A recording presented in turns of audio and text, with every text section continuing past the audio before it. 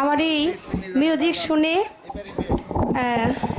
এসাক আল চিস্তি নিজামি এই বাড়ির বেয়াই, তাই না? তাইলে কেরানীগঞ্জ থেকে আগত আমার বাবাজি মার্ডার আমার এই মিউজিক শুনে আমাকে 100 টাকা দিয়ে দেওয়া করলেন। বাবাজির চরণে ভক্তি শ্রদ্ধা। যাই হোক, আলহামদুলিল্লাহ। তাইলে বাজান ডাকছি, ভুল নাকি নাই? ঠিকই আছে রিস্তায়। সাধুগুরু বৈষ্ণব যারা আছেন, প্রত্যেক আশিকান জাকেরান বাবার ভক্তবিন্দু যারা, প্রত্যেকের চরণে ভক্তি শ্রদ্ধা দিয়ে শুরু করতে যাচ্ছি আমার পালার পর্ব।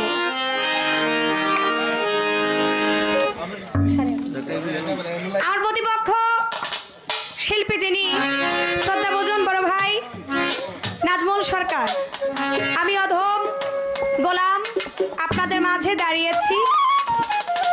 তো বিশেষ করে আমাদের দুজন শিল্পীকে দুইটা ধারা নির্ধারিত করে দিলেন, একটি হলো এলমে শরীয়ত, আরেকটি হলো এলমে মারিফত। এলমে শরীয়তের সম্পর্কে যিনি আলোচনা করবেন বা ইতিমাধ্যমে যিনি শুরু করে দিয়েছেন আমার বড় ভাই নাজমুল সরকার, আর আমার ভাইকে রয়ে গেল এলমে মারিফত। তবে মারিফত বস্তুটা কতটুকু গাইতে পারবো জানি না। এখানে সবাই সাধুগুরু বৈষ্ণব, সবাই গুরুজন ব্যক্তি, যাদের কাছ থেকে আমি কিছু শিখতে পারবো, তাদেরকে যে শিখাবো এরকম আমার মাঝে কিছুই নাই। তবে যেহেতু দাঁড়িয়েছি পালা করার জন্য, আমার দয়াল আমার গুরু যদি আমার প্রতি সহায় থাকে, আমার মুর্শিদ যদি আমার প্রতি সহায় থাকে, দু একটি কথা আমি আমার সাধুগুরু বৈষ্ণব যারা তাদের চরণে রাখার জন্য চেষ্টা করব।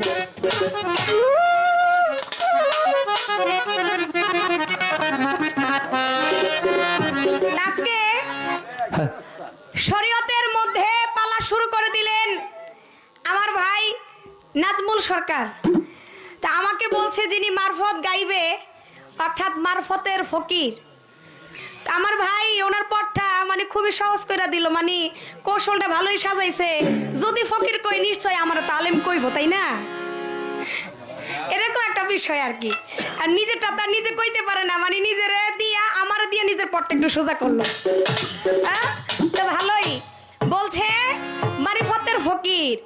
তো বিশ্বাস করে আমি বলবো আমার ভাইকে, ও ভাই ফকির নাকি বলতে পারি না, মারফত বস্তুটা অনেক কঠিন বিষয়। আমি নিজেকে নিজে কখনো ফকির বলে দাবি করতে পারি না, কারণ সাধুগুরু বৈষ্ণব যারা তাদের চরণের আশায় একটু ঘুরি, যদি দুই একটা কথা বলে, দুই একটা গান করে যদি সাধুগুরুর অন্তরে যদি একটু আত্মার খোরাক দিতে পারি, তাহলে আমার মানব জনম ধন্য।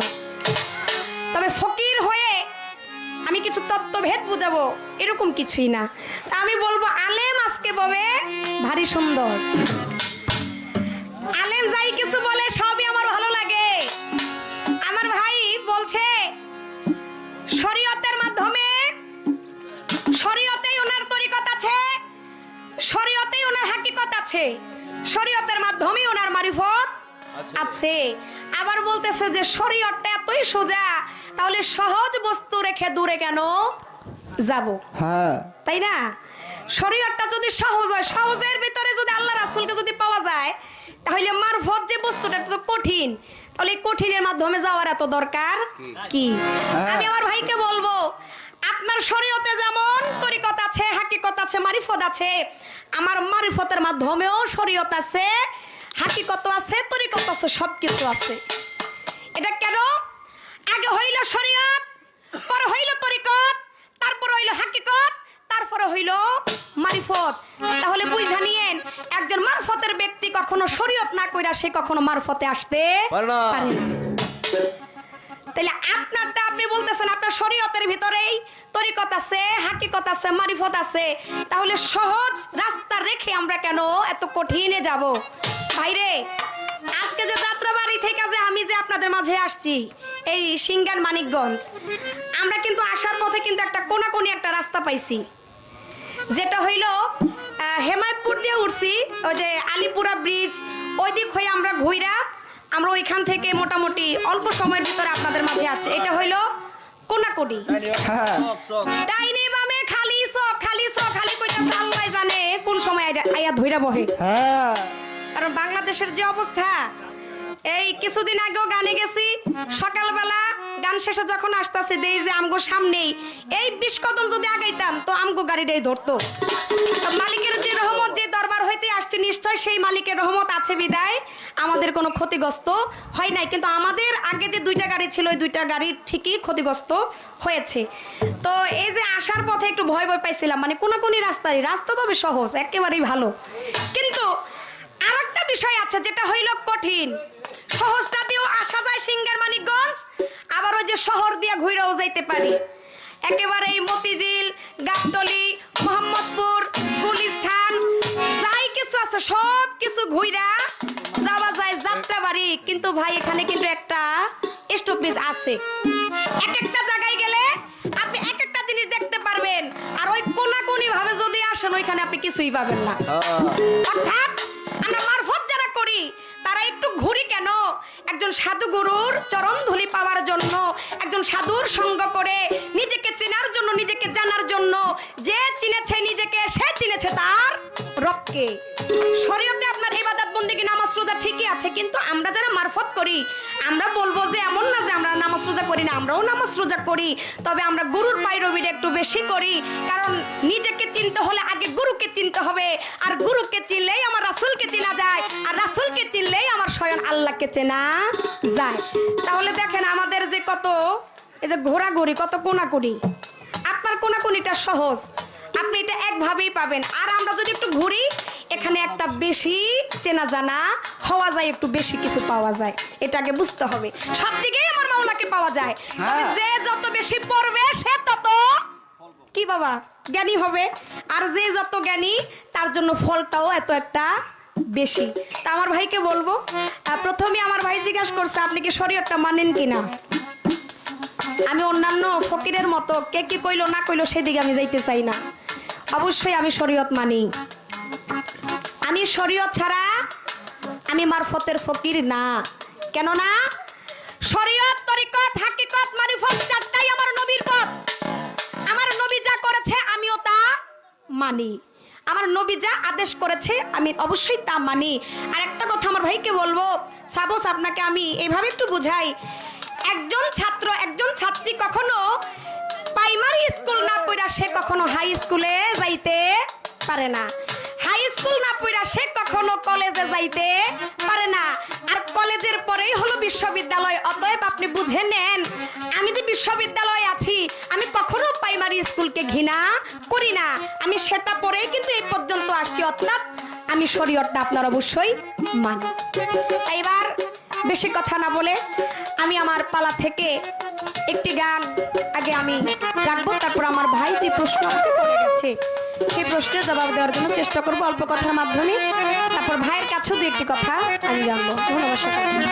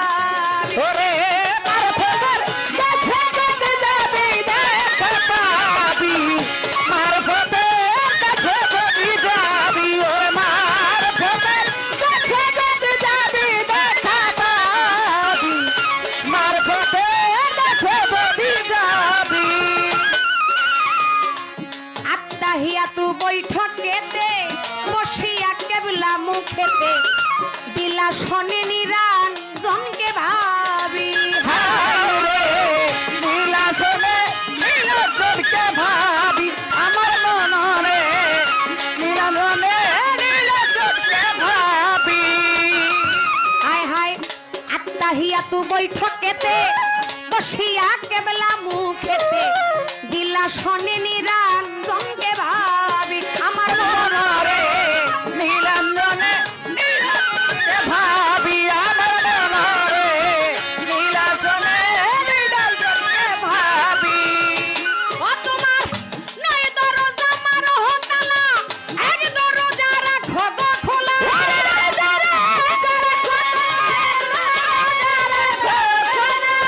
নয় দরজা মারো হতালা এক দরজা রাখো খোলা সেই দরজায় মিলবে রূপের ছবি রে মন আমার সেই দরজায় মিলবে রূপের ছবি দেখা পাবি মারে ফতে দেশে যদি যাবি ওরে আলেম ভাই মারে ফতের দেশে যদি যাবি ছেড়ে দিয়ে বাহিরে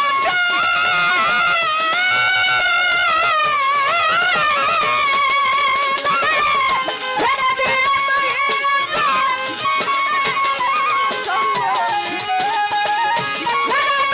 ছবি দেখা পাবি মারে ফতের কাছে যদি যাবি ওরে মারে ফতের কাছে যদি যাবি দেখা পাবি মারে ফতের কাছে যদি যাবি আল্লাহু হাজিরি আল্লাহু নাজিরি আল্লাহর সবই জানতে পাবি ও আমার মনরে আল্লাহর খবর জানতে পাবি আমার মনরে আল্লাহর খবর জানতে পাবি হায় হায় আল্লাহু হাজিরি আল্লাহু নাজিরি আল্লাহর সবই জানতে পাবি আল্লাহ আমার সঙ্গে আছে আল্লাহ আমার সামনে আছে আল্লাহ আমার সাথে আছে আল্লাহ আমার জানতে আছে আল্লাহ আমার সঙ্গে আছে আল্লাহ আমার সামনে আছে আল্লাহ আছে আমার মুখে ডুবি রে সর্বদা আল্লাহ আছে আমার মুখে ডুবি দেখা পাবি মারে ফতের দেশে যদি যাবি আরে মন আমার মারে ফতের দেশে যদি যাবি ওরে মার ফতের কাছে যদি যাবি দেখা পাবি মার ফতের কাছে যদি যাবি অতি মার ফতের কাছে যদি যাবি দেখা পাবি মার ফতের কাছে যদি যাবি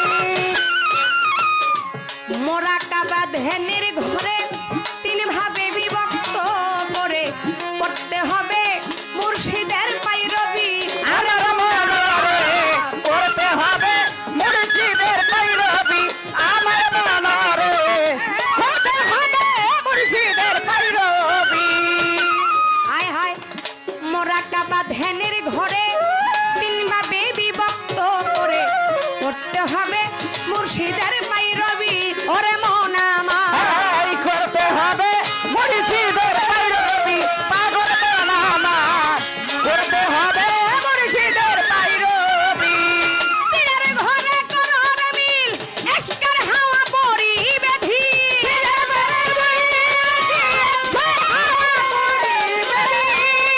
ঘরে করর মিল এশকের হাওয়া পরিবে ধীর হালিম বলে একুল কুল খাবি রে সাধক হালিম বলে একুল কুল খাবি দেখা পাবি মারে ফদের দেশে যদি যাবি ওরে মামা মারে ফদের দেশে যদি যাবি ওরে আমার ফতের কাছে যদি যাবি দেখা পাবি মার ফতের কাছে যদি যাবি ওরে মার ফতের কাছে যদি যাবি দেখা পাবি মার ফতের কাছে যদি যাবি আমার ভাই দুইটা প্রশ্ন আমাকে করে গেলেন তার মাঝে প্রশ্ন করলেন আমি যে আজকে মারফত গাচ্ছি আমার মারফতটা সর্বপ্রথম কোন ধাতু হইতে সৃষ্টি আরেকটি প্রশ্ন রাখলেন এই মারফতের ফকিরের 6টা নিশানা লাগে আপনি একটু বলবেন সে 6টা নিশানা কি? ও ভাই, আমি যাই কিছু বলবো, যাই কিছু আপনি বুঝবেন, এই বুঝার জন্য, জানার জন্য যতক্ষণ পর্যন্ত আপনি একজন কামেলিয়ান প্রাপ্ত গুরুর কাছে যতক্ষণ না যাবেন, ততক্ষণ আমি পুতুল দেওয়ান আপনার যতই কথা বলি না কেন, সে কথা হয়তো আপনার ভালো লাগবে না। কারণ আমি হলাম একজন গুরু ধরা লোক, আমি হলাম একজন মারফতের ফকির। আমার এই জগতের কথা বুঝতে গেলে সাধন করে, সাধনার মাধ্যমে যতক্ষণ পর্যন্ত গুরুর জাতের সাথে লয় না হব, ততক্ষণ পর্যন্ত আমার এই কথা কারোই ভালো লাগবে না। আমার ভাই যেহেতু আমাকে প্রশ্ন করলো,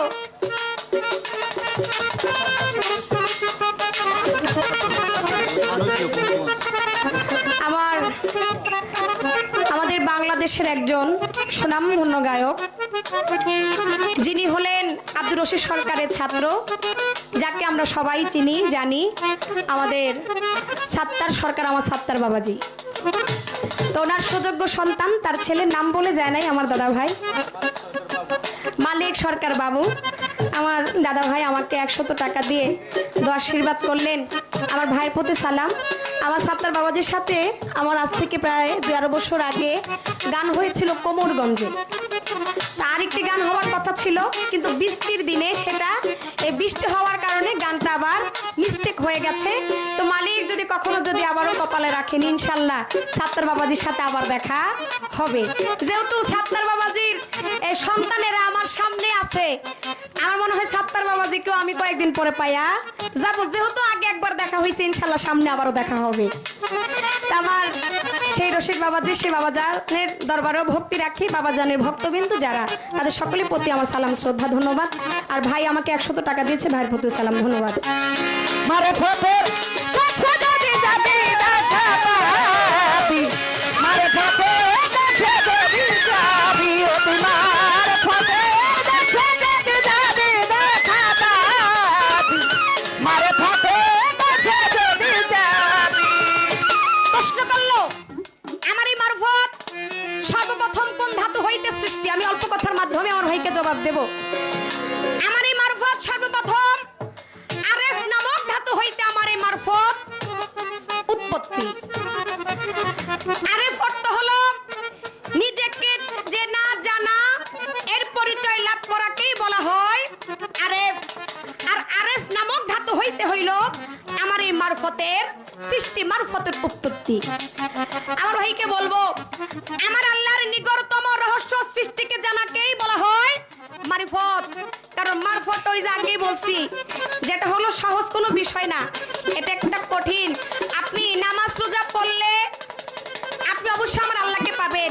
আর আমার মারফতে বলে, আমার আল্লাহকে পাওয়ার জন্য আল্লাহর নিকটতম রহস্য সৃষ্টিকে জানাটাই হলো আমার মারিফত।